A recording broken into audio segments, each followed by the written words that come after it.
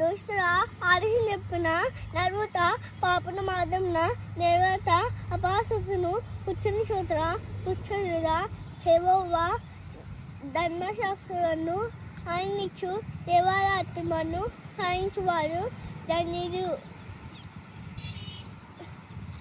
అతడు చేయంతంతయు అతడు నీతి సాధువులు ఎవరు నాటుబడిదే ఆటువాడిత తన తాండవండు సావనిచ్చు చెట్టువనే ఉండును. అతడు చేయంతంతయు సఫార్వరియు దుష్ట అనానంద దారి సెలదొట్టు కొట్టువనే ఉండును. నాయనవసరు